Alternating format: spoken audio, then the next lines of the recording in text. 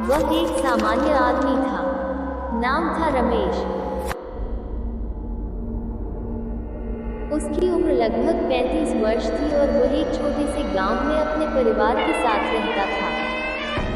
रमेश का जीवन सरल था, लेकिन उसके मन में हमेशा एक अजीब सी बेचैनी रहती थी। गांव के लोग उसे अजीब मानते थे, क्योंकि वह हमेशा एक सुनसान जंगल की ओर ध्यान से देखा करता था। गांव में एक पुरानी कहावत थी, जो जंगल में जाता है वह लौटकर नहीं आता। ये कहावत सुनकर रमेश का मन और भी विचलित हो जाता। वह हमेशा सोचता था कि आखिर उस जंगल में ऐसा क्या है जो लोग लौट नहीं पाते। उसकी जिज्ञासा ने उसे जंगल की ओर खींचा। एक रात, जब चांद पूर्णिमा की रात था, रमेश ने जंगल जाने का निर्णय लिया। जंगल के द्वार पर पहुंचते ही रमेश को अजीब सा एहसास हुआ। चारों ओर सन्नाटा था, केवल पत्तों की सरसराहट और अपने दिल की धड़कन सुनाई दे रही थी। उसने गहराई में प्रवेश किया।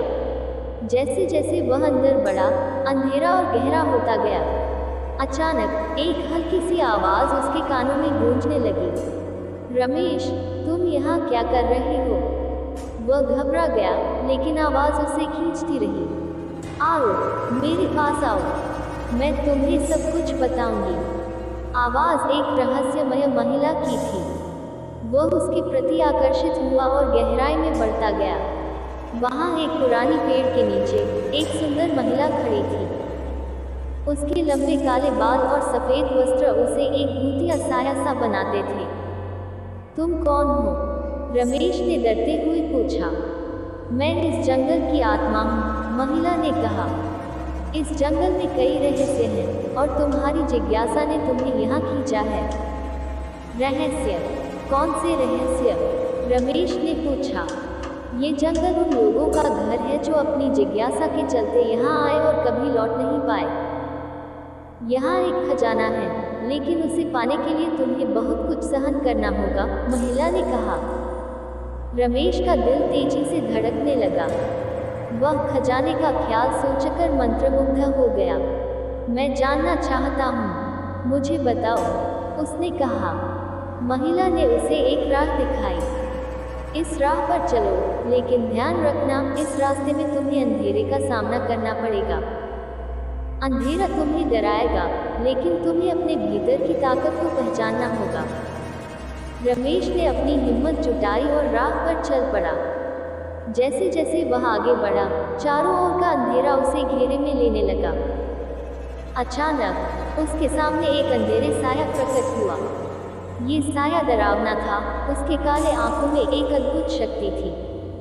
तुम यहाँ क्यों आए हो, इंसान? साया बोला। मैं खजाना ढूंढने आया हूँ, रमेश ने हिम्मत दिखाते हुए कहा। यहाँ कोई खजाना नहीं है, साया ने घूरते हुए कहा। यहाँ केवल तुम्हारी डरावनी इच्छाएं हैं। तब रमेश ने सोचा, क्या मैं अपनी इच्छाओं से डर सकता हूँ? उसने कहा, मैं तुम्हें नहीं डरूंगा।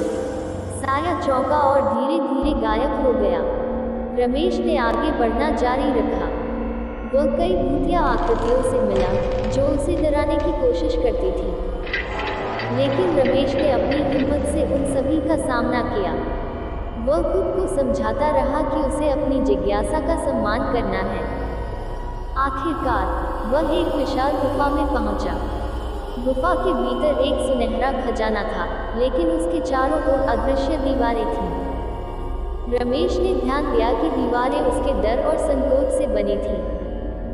मैं अपने डर को तोड़ दूंगा, उसने कहा और अपनी आंखें बंद कर लीं। जब उसने अपनी आंखें खोली, तो उसने देखा कि दीवारें गायब हो गई हैं।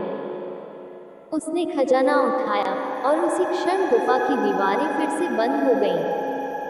लेकिन उसने खजाना लेकर बाहर निकलने का रास्ता ढूंढ लिया।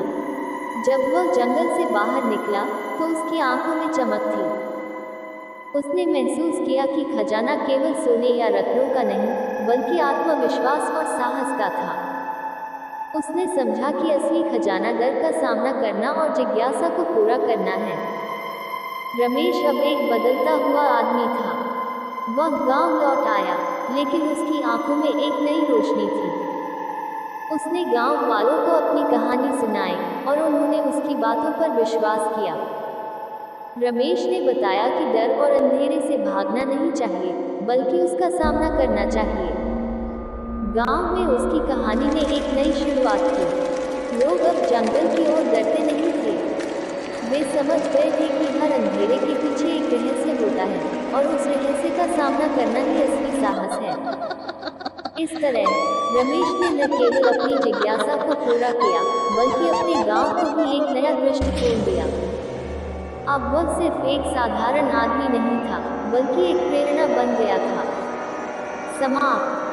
इस कहानी में रमेश ने अपने डर का सामना करके न केवल खजाना पाया, बल्कि अपने जीवन को भी एक नई दिशा दी। अंधेरे का रहस्य हमें ये सिखाता है कि हमें अपने डर का सामना करना चाहिए और अपनी जिज्ञासा को कभी नहीं छोड़ना चाहिए।